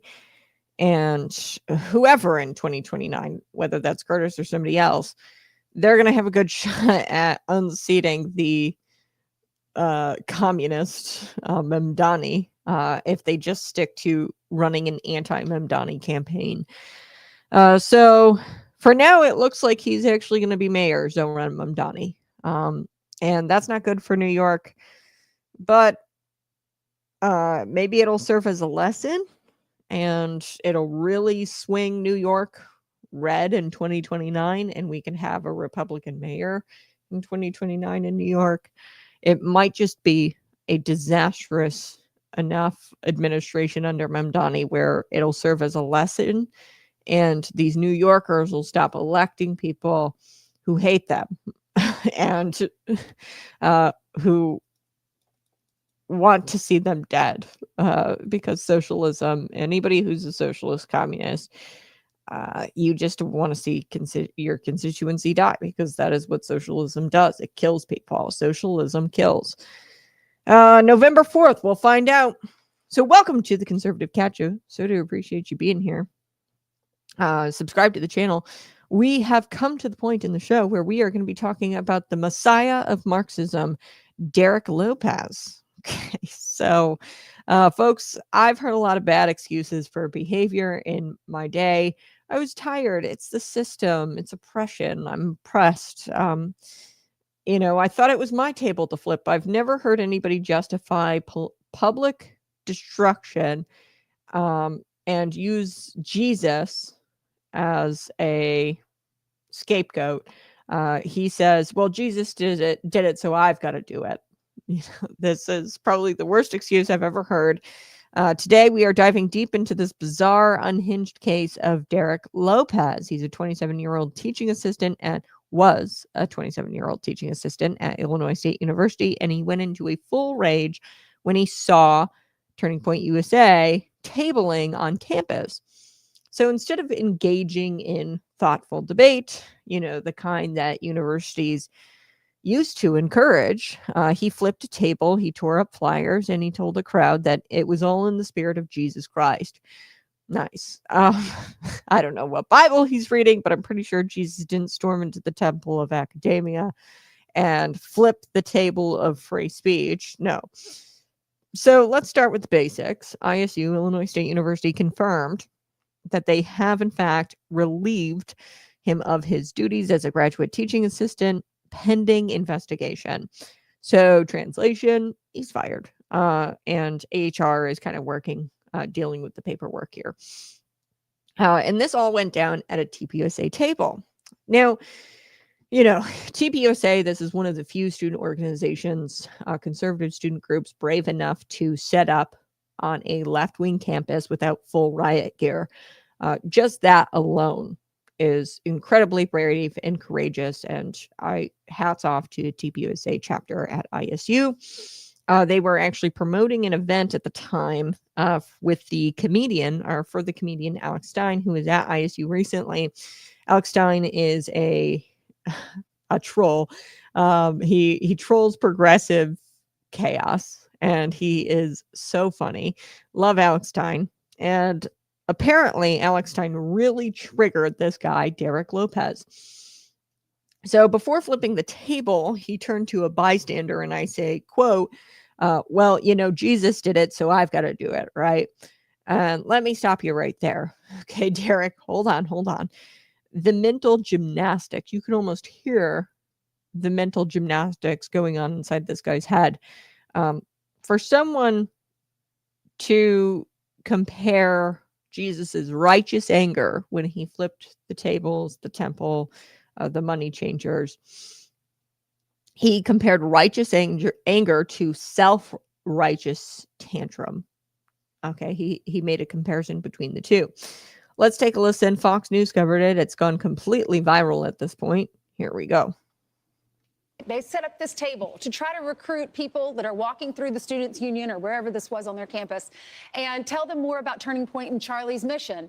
And this guy who is he's a teaching assistant. He's a TA. He's older than them. He comes by, he doesn't like it. Watch what he does. Yeah, look at this. You know, he comes out and he says, well, Jesus did this, so you know what? I'm going to do it. And he tries to flip the table, this 27-year-old teaching assistant, all caught on camera, thankfully. He was arrested on Friday and faces charges of disorderly conduct and criminal damage to property. Police said the case is pending, may be grounds for additional charges and university action. Woohoo! All right. So, really, in the Gospel of John, Jesus, what he does, he flips the money changers table because they've turned the house of God, into a marketplace. Okay.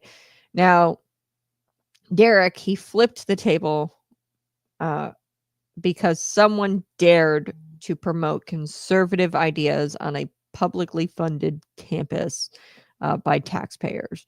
Okay. How dare you espouse your conservative ideas, on this campus that you pay for via your taxpayer dollars. So you see the difference, right? Jesus, he was cleansing corruption. Derek was seeking to cleanse dissent. He didn't want opposing opinions on campus outside of his progressive religion and ideology. So the video went viral online. Illinois State University was rushed out a statement, and they said that they're all about diverse perspectives and civility. Okay. So in the classic bureaucratic two-step, they said, the university recognizes the diverse perspectives represented on our campus. BS. We expect everyone to listen and respond to opposing views with civility. Beautiful words. Here's the catch.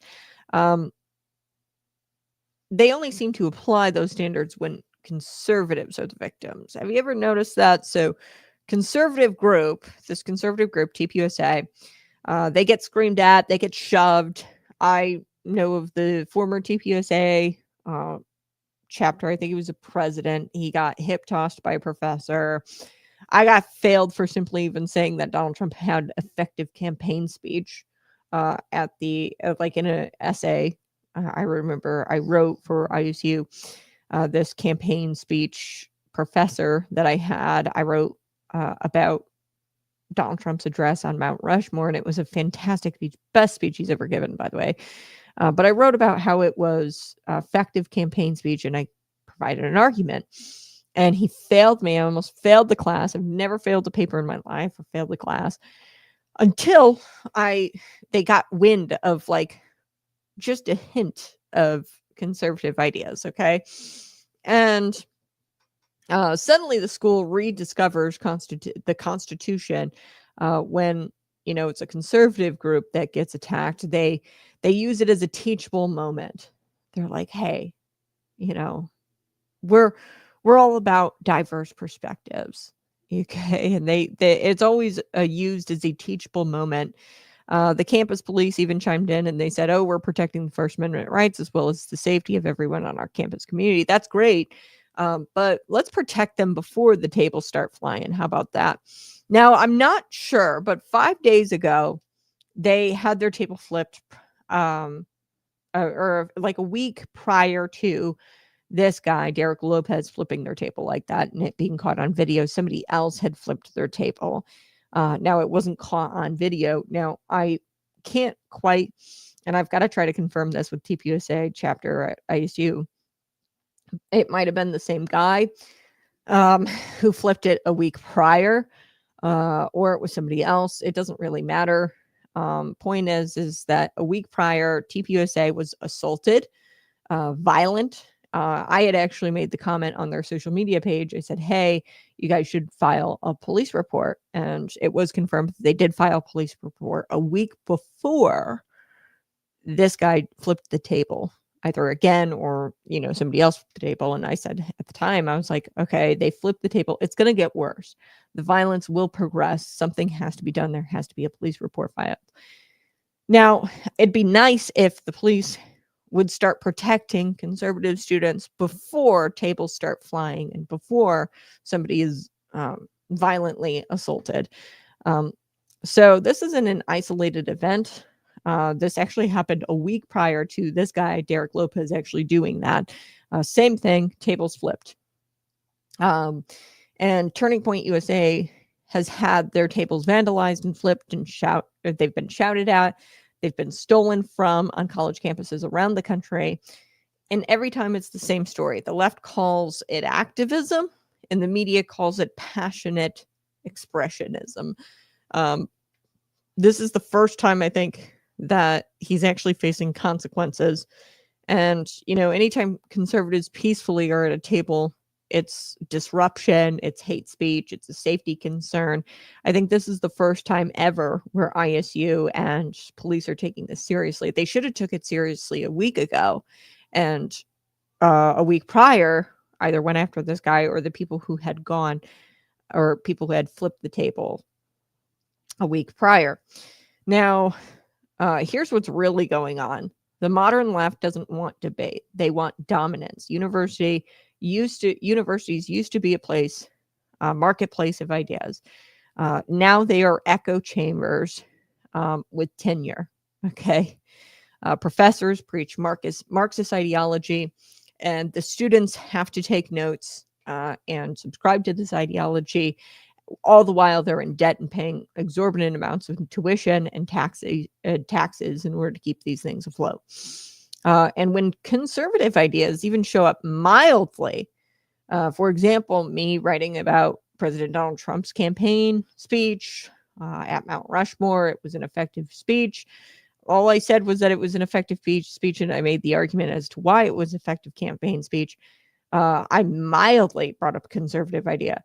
And they treat it like it was a virus outbreak and failed me like zero, like gave me no points for the paper. It was like 20, 30 page paper. And like, I was shocked. I was like, what? And anytime you express even your conservative ideology mildly, they will say, quick, somebody call the diversity and inclusion police. We've got a free thinker on the loose. You know, and they call us fascists. That's the beauty of it all, the irony. They're the ones flipping tables and burning up flyers and ripping down flyers and canceling comedy shows. It's not free speech they're mad at, it's unapproved speech. They don't like the conservative speech because it's unapproved. And this is the gospel of the woke crowd. Remember this: speech is violence, but violence is activism. That is the words they live by. They don't like talking. They want violence. They want it because they think that violence is activism and speech is actually violence and talking about issues. So this sacrilegious, really, justification, I want to talk about that head on because Jesus did it. That's why I'm flipping these tables. Jesus flipped the tables in the temple. He wasn't silencing somebody's viewpoint.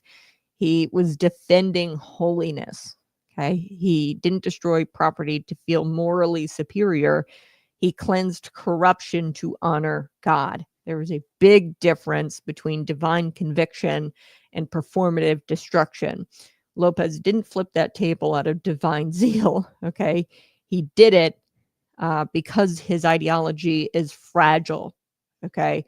And we're seeing this across our culture where people are weaponizing scripture, actually, and they weaponize it to justify behavior they know is wrong. And we're starting to see that even with the immigration issue. I told you earlier in the show, I was in Texas. There was actually a sculpture of Jesus homeless. Jesus was never homeless. Okay. Jesus homeless, and it was Jesus wrapped up in a blanket, and his feet were pierced. So this was suggesting that after the crucifixion, Jesus was like somehow homeless. No, he was a carpenter. He chose his nomadic lifestyle as a form of sacrifice.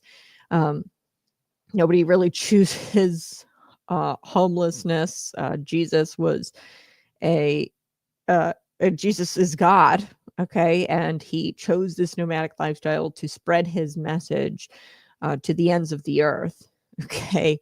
So it was really just sacrilegious to have like this statue. And I'll have to show you guys a picture. It was truly disgusting because he was a carpenter. Okay. Number one, he actually had an occupation and he chose a nomadic lifestyle that's very different. And then they depicted him homeless after the crucifixion. And actually, after the crucifixion, he was raised, defeated the grave, because he's God. Okay. So people use scripture to justify their behavior, and behavior they know is wrong. And they almost know scripture almost as well as you do. And they will try to manipulate it to justify their wrong actions. So you can't reject the Bible 364 days of the year, by the way, and then quote Jesus when you want to vandalize something. It's just despicable. That's not theology. It's emotional cosplay. So there is a crisis in higher education. This is a moment that is bigger than just one graduate student. This is a symptom of what's rotting in higher education: moral confusion dressed up as moral clarity. Okay, these universities churn out activists, not adults. They reward emotional outbursts over reasoned arguments, and they act surprised. This university acted surprised when one of their own acted out like a zealot lunatic. Okay.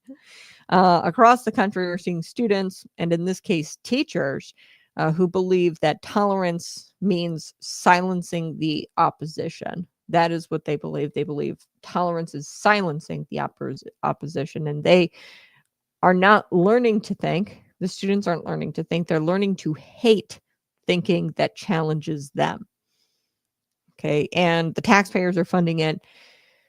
And you're paying property taxes, sales taxes, income taxes. So this 27-year-old man-child can go get a master's degree in whatever gender studies or whatever the hell he's studying. And he can go throw a tantrum on a folding table. Okay. That's what you're paying for. But here's the good news. The video did go viral. That means people are now going to be paying attention. You've got parents, alumni, voters who are seeing this and seeing what's going on in our schools, and nobody's laughing anymore. They're starting to realize that education is actually indoctrination, and they're charging you tuition to indoctrinate these students. So Illinois State, they had to act, not because they suddenly rediscovered morality, but because the cameras were rolling. Okay, because like I said, this happened a week ago and the cameras weren't rolling. But the viral outrage should hold people accountable, and at least the truth is coming out. And the fact that the campus police even acknowledged free speech rights, that's progress. Because I know of a student who was TPUSA, ISU Republicans. He went to go ask.